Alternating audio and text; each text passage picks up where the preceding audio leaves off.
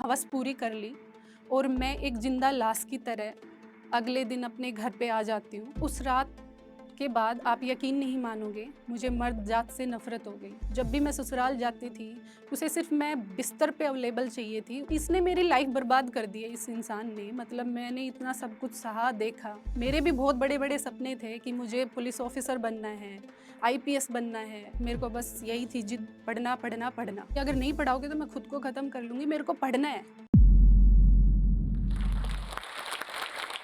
जब मैं 12 साल की थी, साल 2007 की बात है, मुझे कुछ महिलाओं द्वारा एक कमरे में ले जाया गया।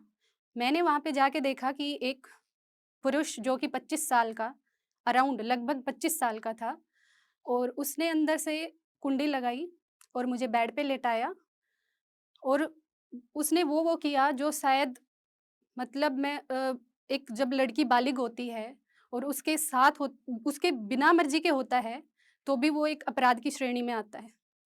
ये सब कुछ मैंने देखा, झेला, महसूस किया कि जब एक छोटी-सी लड़की के साथ रेप होता है, तो वो किस दर्द से, किस चीज़ से गुज़रती है, किस डर से गुज़रती है, वो मैं बहुत अच्छी तरह से जानती हूँ। और आज मैं जोश टॉक के माध्यम से आपको एक समाज का गंदा चेहरा आपके सामने रखना चाहती हूँ, जो दिखता तो सबको है, लेकिन उसको स्वीकार कोई नहीं करता। उसको मानता कोई नहीं है, उसको जानता कोई नहीं है कि हाँ, ये चीज़ गलत है, तो इसको सुधारा जाए। नमस्कार, मेरा नाम सुषमा यादव है। हरियाणा के जिला झज्जर से मैं एक छोटे से गाँव में पैदा हुई। हमारे परिवार में हम 3 बहन-भाई, 2 बहनें और 1 भाई। नॉर्मली जैसे सभी लड़कियाँ स्कूल जाती हैं, सपने देखती हैं, वैसे ही मैं भी देखा करती थी। लेकिन क्या हुआ, नॉर्मल स्कूल जाना-आना, खेलना-कूदना चल रहा था। 7th में जब मैं 7वीं कक्षा में हुई, और तो मेरी ज़िंदगी एकदम से पलट गई। मुझे समझ में नहीं आ रहा था क्या हो रहा था। मैं स एक दिन स्कूल से आती हूँ तो मुझे पता लगता है कि तो तुम्हारी सगाई हो गई है और तुम्हें देखने के लिए आएँगे। उस टाइम पे मुझे लगा कि मैं ज गुड्डे-गुड़ियों का खेल खेलती थी, गुड्डे-गुड़ियों को स की शादी कराती थी, और मेरी शादी हो रही है इतनी सी उम्र में। काफ़ी सवाल थे मेरे मन में, लेकिन पूछूँ तो पूछूँ किससे? फाइनल हमारी शादी होती है। उस रात हम दिन में फेरे होते हैं और रात तक हम अपने ससुराल पहुँच जाते हैं। मैं एक छोटी-सी साड़ी में लिपटी हुई अपने ससुराल जाती हूँ और मैं वहाँ देखती हूँ बहुत लेडीज़ें होती हैं, ननद, सास, जो आप सभी जानते हैं, सभी होती हैं। और रात को वो हमें ले जाती हैं एक कमरे में, मुझे कुछ समझ में नहीं आ रहा होता है कि हो क्या रहा है? और कमरे में ले जाके मेरे को उस जो पहले से ही मौजूद था, मेरा हस्बैंड, उसके पास छोड़ दिया जाता है। वो क्या करता है, कुंडी लगा देता है। मुझे समझ में नहीं आ रहा होता कि हो क्या रहा है? एक 12 साल की लड़की को ये नहीं पता होता कि उसके साथ ये हो क्या रहा है और होता क्या है? शादी का मतलब क्या होता है?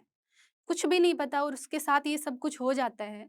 और एक जो आदमी मैच्योर है, उसे बहुत अच्छी तरह पता है कि ये होते क्या चीज़ है, शादी के बाद होता क्या है, और वो मेरे को देख भी लेता है। उसके बाद उसने ये नहीं सोचा कि ये बच्ची है क्या? क्या इसका शरीर है? उसके बावजूद भी उसने मुझे, जो उसको करना था उसने किया। मैं रोती रही, बोलती रही, मना करती रही, फिर भी उसने ज़बरदस्ती की। माना तो ये जाता है कि जब लड़की बालिग होती है, उसके बाद भी मतलब ज़बरदस्ती हम उसके साथ नहीं करते, वो एक अपराध की श्रेणी में आता है। फिर भी सारी चीज़ें मेरे साथ हो रही थी और कुछ लोग अनजान, पता था, वो जो लेडीज़ थी उनको सब पता था, लेकिन वो फिर भी सब कुछ जानते हुए भी अनजान बने बैठी हुई थी। ये सब जान के कि शादी की है, शादी होगी तो ये सब कुछ होगा ही।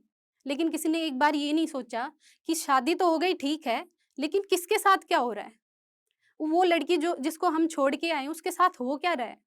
वो किसी ने नहीं सोचा। उस इंसान ने अपनी जितनी भी हवस थी, भड़ास थी, वो सब कुछ उसने अपनी हवस पूरी कर ली और मैं एक ज़िंदा लाश की तरह अगले दिन अपने घर पे आ जाती हूँ। और उस रात के बाद आप यकीन नहीं मानोगे, मुझे मर्द जात से नफ़रत हो गई। जब भी मैं कभी अपने भाई या अपने पिता को देखती या किसी और मर्द को देखती, तो मुझे उससे घिन आती थी और बस मेरे दिमाग में वो रात आ जाती थी कि मर्द होते ही ऐसे हैं।